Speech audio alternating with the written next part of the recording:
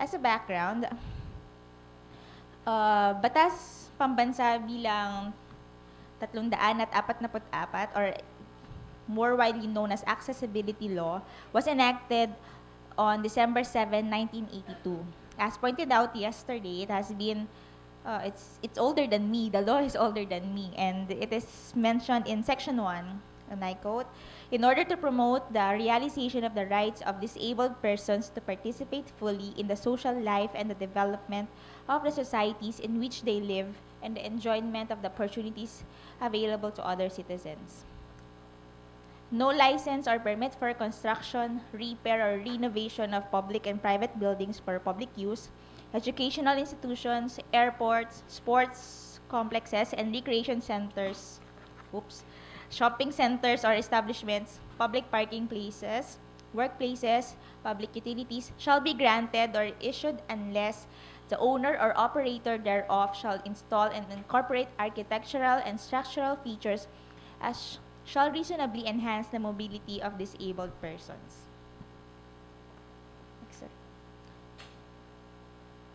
Ayan, so what are these structural features? Some samples of these are the ramps. As you can see in our PNR station, they have ramps here in Ateneo. Ayan. Signages, comfort room, specifically for the use of PWDs, non-skidding flooring, parking lots designated for the PWD's use. So also, another law that enables our PWDs for their inclusive movement in our mobility is the Magna Carta for PWD, or the RA 7277. And in this Magna Carta would state that no one should, or they should be given equal chances for them to have their education, their health services, their rights for health, employment, accessibility, telecommunication, auxiliary social services, political and civil rights. We should be provided with services to the extent we can take the fullest advantage of opportunities available. This is one of opportunities, so we will have to take advantage of it. On the part of our, we have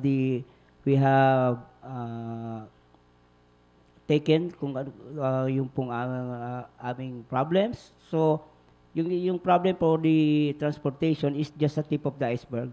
So we will be going po doon sa higher goal namin.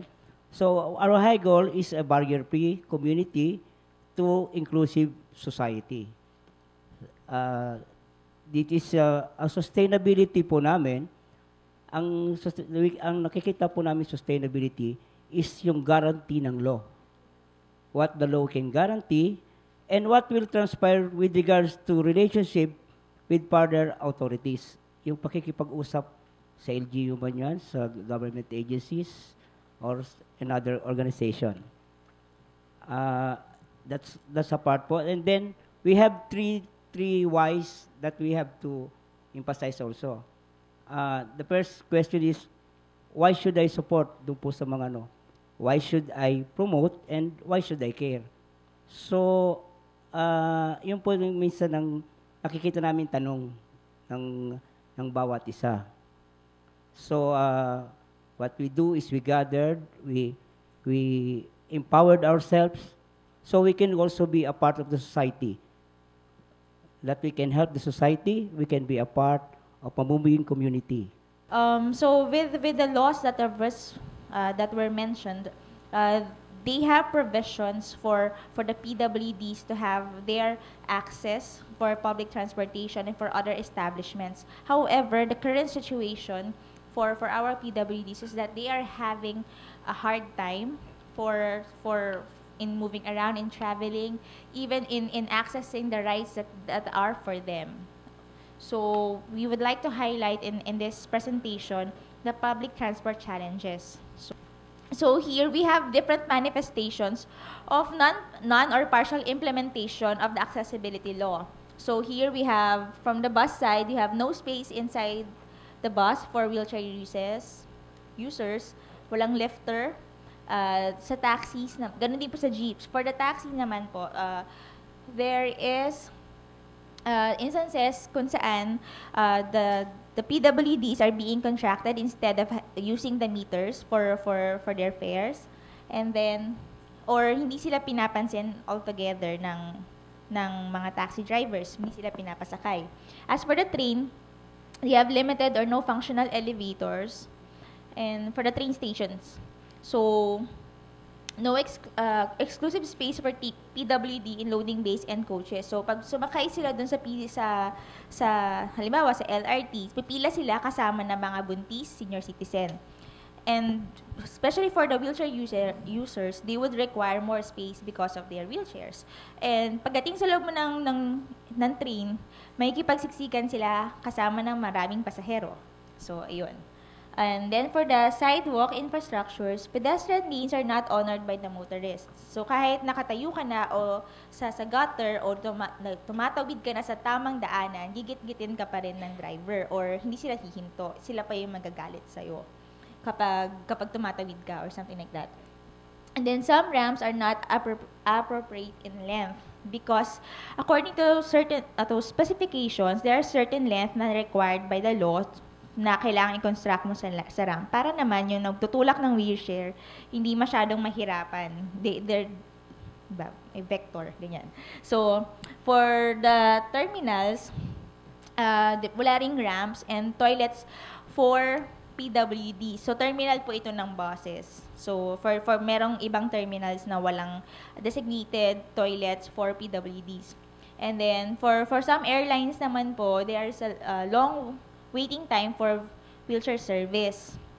And then, some braille labels are confusing according to Miss Annabelle that some brailles are misleading in a way na hindi nila alam kung saan ba talaga sila pupunta, kung kanan, kaliwa, saan ang elevator, saan sila dapat umexit.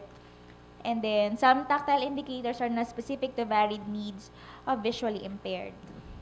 Ayan, so with all this, if we can see that there is non-partial implementation of accessibility laws, and on the flip side of that, there is lack of knowledge and sensitivity for PWDs from different sectors, especially doon sa mga sa private companies natin ng transportation companies. And there is a body or an agency that should be parang responsible in sensitizing the respective people na may kagagawan o contributor sa mga problemang ito. And that is our NCDA. Kailangan sila yung nagbibigay ng training for them to sensitize the masses. Kasi 'di ba, if diba, the only way for you to know then ano ba ang pamumuhay ng ibang tao is for you to be inside their shoes. But in short-circuiting that experience, it's somebody would let you know kung paano ba dapat sila pinapakitunguhan at saka what are their needs. So, with that,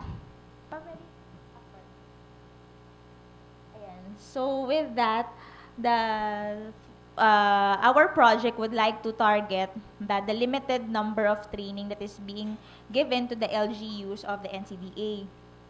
Kasi nga yun.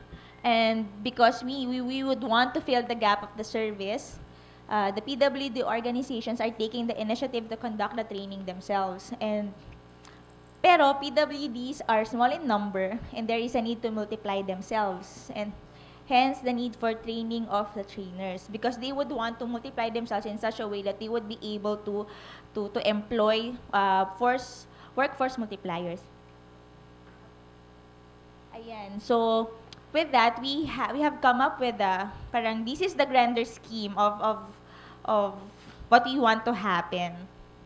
So, we would want to have a full implementation of the accessibility law.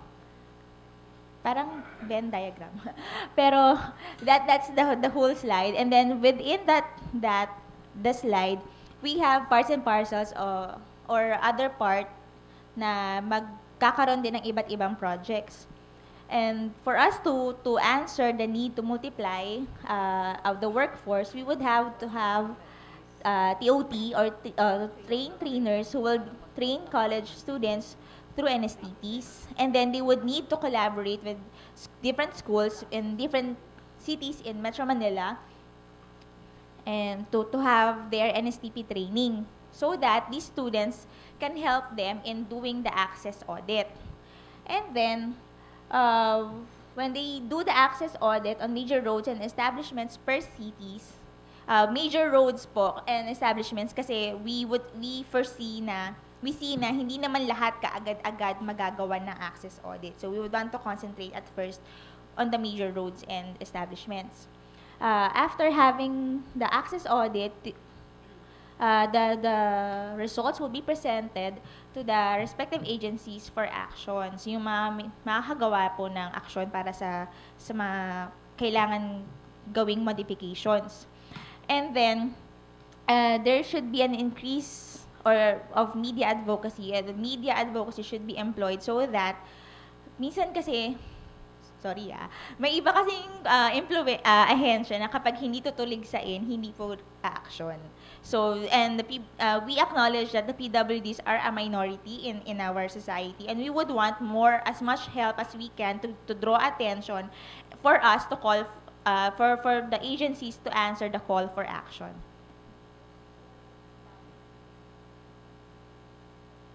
Ayan. Down ta. One more. Ayan. So, with that, we would want to direct you to our stakeholders analysis.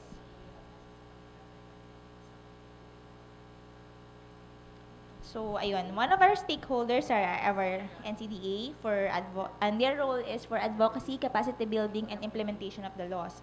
And as you can see, what is presented on this slide is that portions of the government agencies are responsible for implementing the accessibility law. And with that,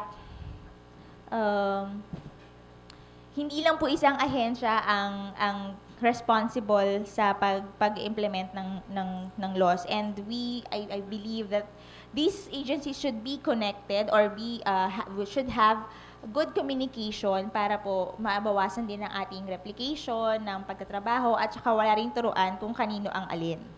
Ayan. So, also kasama rin dito ang different organizations ng ating PWDs so that they are our pool of potential participants for the training of the trainers, and syempre sila rin ang end users natin sa projects. And then, I think IMN for networking and a space for collaboration like this one. The ILG and LGUs for financial, workforce, and administrative support. And then our private transportation companies because they should implement the law in their turf and they are our service provider for public transport. So now, we bring you to our logical framework. So yun po, ang pinaka-project talaga is for us to have a training of trainers because we want to answer the need for training, for sensitizing, and for that also includes doing the access audit. Tapos training of trainers kasi gusto namin i-multiply ito sa mga college students who would be our workforce multiplier to do the access audit. So for the impact, we would want to have a full implementation of the accessibility law by 20, and by how much? Or we would want to see 20% increase in infrastructure development for the implementation of accessibility law or modification of infrastructures at the end of the day. And then means of verification is the post-access audit. Meaning we should have the pre-access audit, pre-reconstruction and pre-modification. So assumptions or the risk that the responsible agencies did not take action. And then our outcome is to train at least 40 trainers of PWD for conducting sensitivity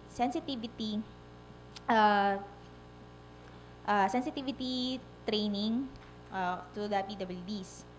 And then, next po. paangat po. Yan.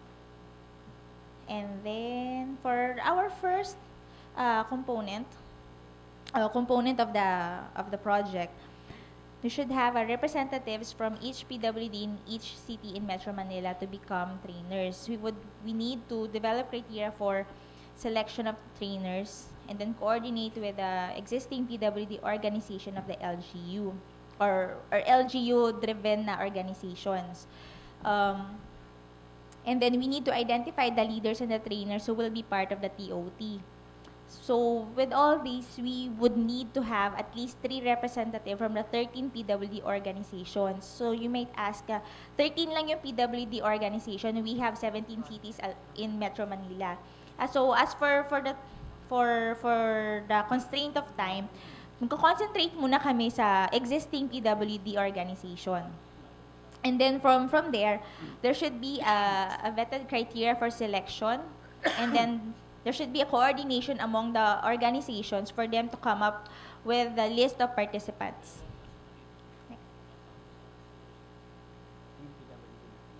So for the next component of the project, we should have a consolidated and updated sensitivity modules, including access audit or yung module for doing the access audit.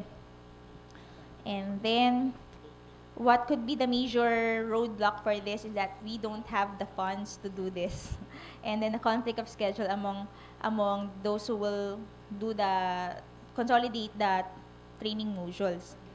And then for the first activity for this component is that there should be a review of existing sensitivity modules, because mainly one advantage for this one is that our members of the team here are already conducting sensitivity trainings from their each organizations. So with that, we only need to review the existing modules from each organization and see what we can use to further to do the training. And then to develop a training design and then develop a training module and the materials, of course. So, ayun. Next po. And then lastly, we need to conduct the training of trainers itself, so the TOT itself. And then for the indicator would be successfully conducting the training sa 17 cities in Metro Manila. And then means of verification, post-activity reports, and then yun nga, the major kumbaga, deciding factor for this to happen is the funds and the manpower. So we would need to have then the support of the different stakeholders for this project. For the Gantt chart, actually,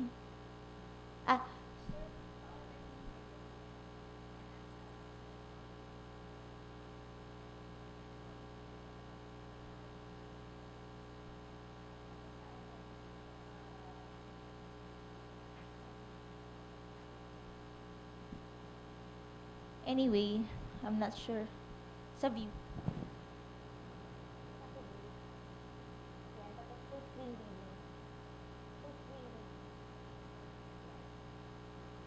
Ayan.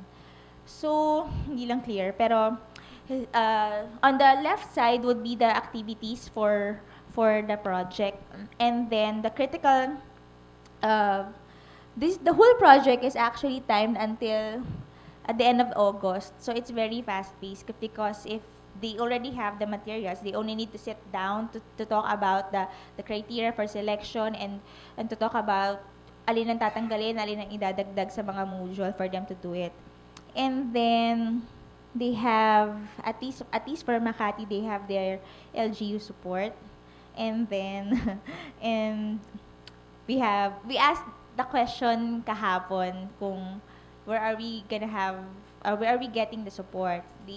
At the very least, IMN gave us their word na they will help us in a way to start up the project.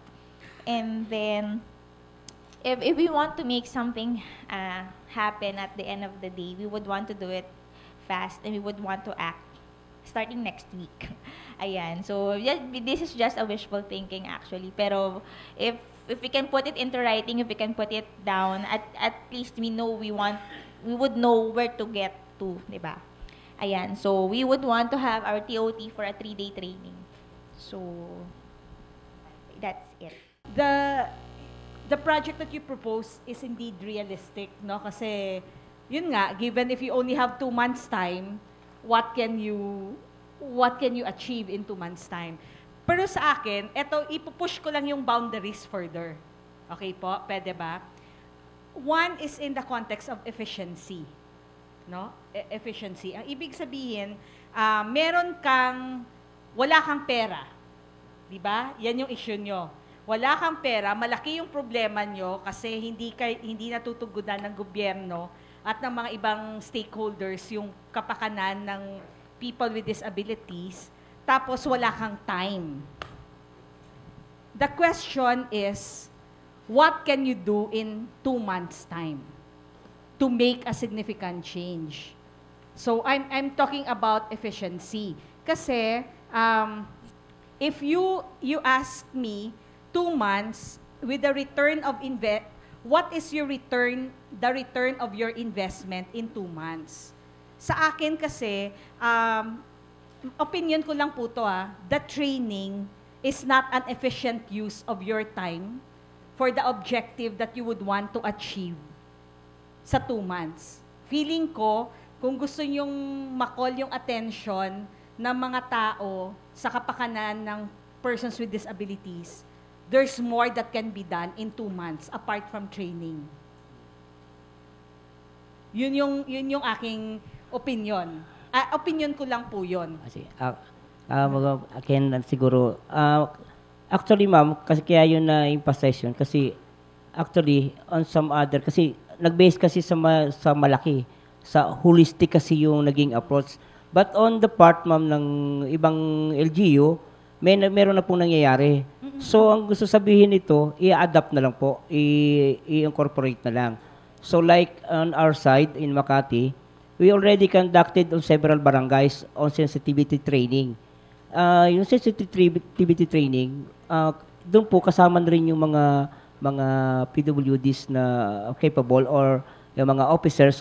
Kasama nila yung barangay captain, the first responder, Bantay Bayan, the Lupon, so the zone leaders. That is what we are doing now. So, i-incorporate na lang po yun. Kaya medyo holistic lang yung, kasi there is an ongoing.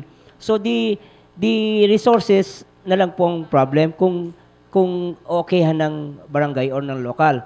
But the tool is already there. Oh, yun nga po, sir, yung point ko.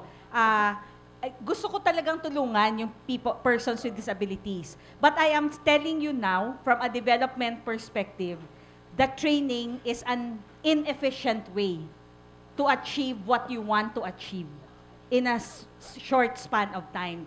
Kung ang purpose lang ay to call the attention of decision makers and people, for example, working in the transport sector on the needs of the persons with disability. Opinion ko lang nga po. So, ang question ko, may iba pa bang alternative kayong naisip? Consultation po talaga with the DOTC. Kasi sila po yung implementing body when it comes to transportation. And para ma-implement po talaga na magkaroon accessible transportation, which is, sabi ni ASEC, no, ang tagal na, may naririnig daw siyang programa, pero sa totoo, wala po talaga. Parang, although DOTC is tumutulong, sumusuport sa PWD sector, kaya lang parang, eto dapat yung tinutumbok, kumupunta sa kanan. Parang, every time we had an activity, parang naka-background sila, pero hindi dapat yon. Halimbawa po, may ginagastos ang programa, which is hindi dapat yon. Yung po lagi yung comment nung sector. Ang lagi naming nagiging malaking issue is, nasaan ang accessible transportation? It was 30 years na ang BP 344 and yet ni isang accessible bus, wala kang makikita sa EDSA. Yun po yung problemang hindi namin nga po alam kung bakit hindi na-address and nangungulit na nga po kami. When we started talking about this, I was talking about not 2 months. That's why I was wondering when she was talking about 2 months, it can never be done in 2 months. That is absolute. It cannot be done in 2 months. Ang sinasabi ko dito, as early as yesterday, this is more than 10 years. Kinasabi ko pa, this is more than 10 years. Kasi alam niyo kung bakit? Ang background is 1982. The law was passed, accessibility law was passed in 1982. Now, look around now. May nakita ba kayong improvement? Meron siguro very, very minimal or very, very insignificant. That's why, to be realistic about this, I would like to correct my group that it is not and it can never be done in 2 months because our approach is to sensitize people. How are we going to do it? Ang sinadjust kahapon ni Professor Doy ba? O si Professor Doy? Yes. Okay. Sabi niya, we can tap the services of the NTSP because the NSTP, mga student volunteers, because they are by the thousands. So we can start telling the NTSP, and then ganito kasi yung process kasi is really very, very long. Kasi nga dito sa experience, di ba? So we need people, massive, yung sinasabi ko dito, massive ang kailangang approach na because apparently the government failed because ang NCDA, when they train people, 5, 3, 4, o kaya meron 30 pero Luzon, Visayas, Mindanao, the scope is so big. That is why the accessibility audit in the Philippines right now, to be specific about what I'm talking about, in Cagayan de Oro, there were only 3 people that knows access audit. In Metro Manila, I don't know how many they are in Metro Manila, but apparently I cannot feel them, I cannot see them, I cannot even smell them. So, ibig sabihin again, ito ay insignificant number. Now, kaya nga if sinadjust yung training na massive, we will train people, students, to be well-versed with access audit. And then, yung sa short term naman po, ma'am, sasagutin ko na rin yun, Actually, it was suggested by Errol, may kasamang Errol, na magkakaroon ng massive campaign like parada. We could do the tri-media approach, pati pala apat na pala, pati social media. If we want to do it in a faster way. No, ganun pero again, I would like to tell this honorable group na hindi talaga siya realistic yung 2 months. Kaya nga nung kanina naman, sinabi nag-uusap si Lalay tsaka si Webby na 2 months, napapalaking mata ko kasi hindi na siya realistic. Okay. Kaya nga sabi ko nga sa kanya kanina, i-critic ko yan kapag hindi ako sang-ayon. Okay. I think this is really about time. This is what they did in Malaysia when we attended Accessible Tourism. Bakit accessible ngayon ng Malaysia? Kasi naging continuous yung kanilang advocacy sa lansangan. Sabi nung ibang mga I think mas mapapakinggan tayo kung pupunta tayo sa lansangan. We did that when, sorry for MMDA again, we did that when MMDA Chairman Bayani Fernando, naglabas siya ng statement, sabi niya on TV, kapag disabled ka, huwag ka na lumabas. After a week, lumabas kami sa lansangan, nagrally kami from Bonnie going to Makati, do sa office ng MMDA. And we shouted, we're advocating na palabasin ang mga PWD to be mainstream. Tapos sasabihin niya on national TV, kapag disabled ka, huwag ka na lumabas. Okay. That is, yun po yung mga paraan, siguro, maaring ma-include yun. And I think IMN is really, a tool po talaga to para po, katulad doon sinasabi ni Madam, maaring technically doon kami mahina. Pero marami pong paraan. Salamat po.